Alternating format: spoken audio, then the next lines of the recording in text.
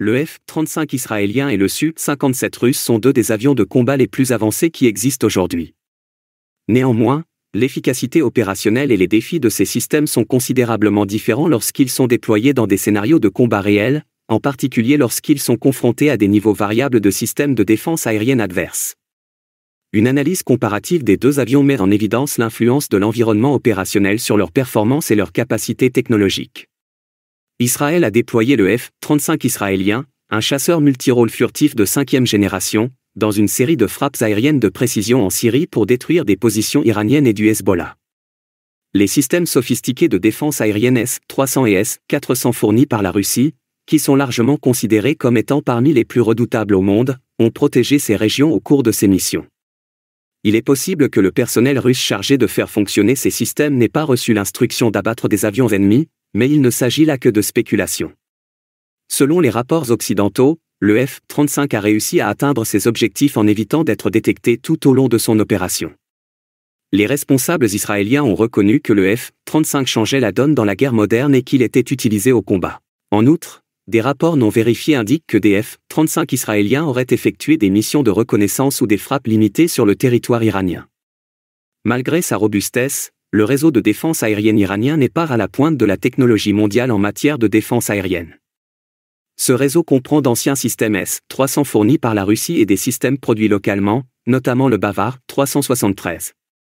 Si ces affirmations sont vraies, elles soulignent encore davantage la capacité du F-35 à opérer efficacement dans des environnements contestés et à pénétrer les défenses en couche.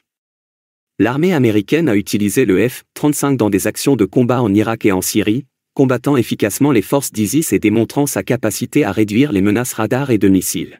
Cependant, il est tout à fait possible que le F-35 ait utilisé des munitions guidées de précision à longue portée, par exemple des bombes de petit diamètre, des JSOW ou des AGM-158 JASM, pour supprimer ou détruire des systèmes de défense aérienne sans entrer dans leur enveloppe d'engagement complète.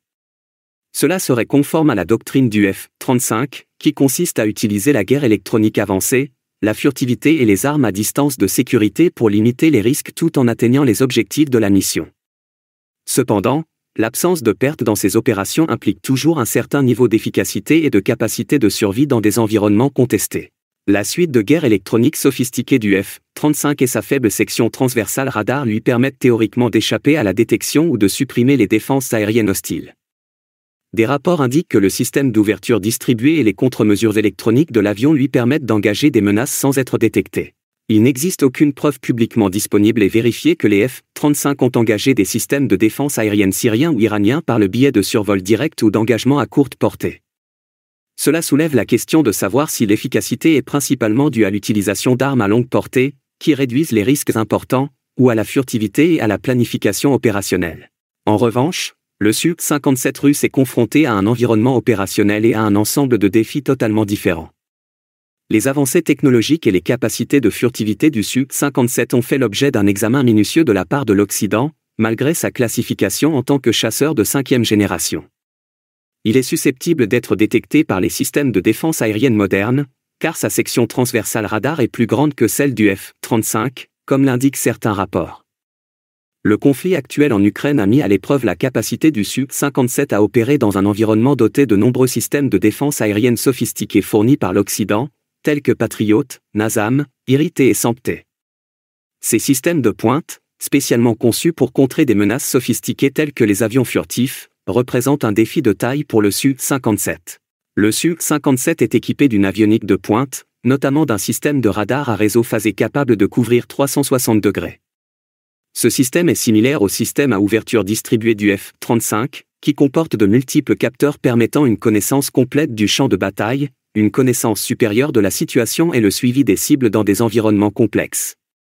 Une suite de guerre électronique sophistiquée équipe le Su-57 pour perturber les radars et les communications de l'ennemi, ce qui lui permet d'engager les menaces et de réduire la probabilité d'être détecté. Cette capacité est comparable au système de guerre électronique du F-35, qui lui permettent d'éviter ou de supprimer les défenses aériennes hostiles. Dans le contexte du conflit ukrainien, les limites opérationnelles du Su-57 sont importantes.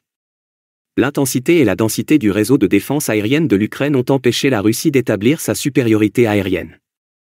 Dans un environnement aussi menaçant, le Su-57 peut mettre en œuvre la guerre électronique, des leurres et des armes à distance de sécurité pour améliorer sa capacité de survie. Toutefois, ces approches ne garantissent pas le succès. Par rapport à la campagne aérienne russe, le rôle du F-35 dans le conflit et ses performances éprouvées face à des défenses aériennes sophistiquées semblent limitées. Le Su-57 a principalement lancé des missiles à longue portée, tels que le Kh-59 ou le Kh-31, à partir d'endroits situés au-delà de la portée effective des défenses aériennes de l'Ukraine, selon les rapports.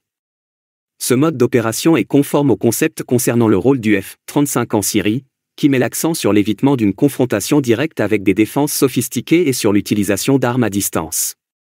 Bien qu'il n'ait pas réussi à percer un réseau de défense aérienne sophistiqué et activement hostile, les deux avions cités dans ces exemples ont prouvé leur capacité à durer dans un espace aérien contesté. Malgré un palmarès de combat plus étoffé que celui du Su-57, les performances du F-35 face au système intégré de défense aérienne moderne restent limitées en raison de sa dépendance à l'égard des tactiques d'éloignement et de l'absence d'engagement direct avec les défenses aériennes avancées. Dans le même ordre d'idées, les opérations du Su-57 en Ukraine, bien qu'impressionnantes en termes de capacité de survie, ne laissent pas présager une plus grande efficacité contre les défenses aériennes de pointe. Dans un conflit de haute intensité contre un adversaire doté des systèmes de défense aérienne les plus sophistiqués, aucun des deux appareils n'a été complètement validé, malgré leur adaptabilité à des environnements contestés. Maintenant, pensez-vous que le F-35 a eu de meilleures circonstances dans le conflit que le Su-57 ? Dites-le nous dans les commentaires. N'hésitez pas à aimer et à partager nos vidéos et à vous abonner à notre chaîne. N'hésitez pas non plus à adhérer à notre chaîne pour nous encourager.